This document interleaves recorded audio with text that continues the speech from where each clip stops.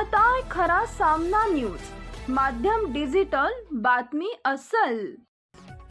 गंगापूर कृषी उत्पन्न बाजार समितीत गेल्या काही दिवसांपासून कांद्याची आवक मोठ्या प्रमाणात वाढली आहे। बाजारात कांद्याचा पुरवठा वाढल्यामुळे दरात मोठी घसरण झाली असून त्याचा फटका शेतकऱ्यांना बसतोय।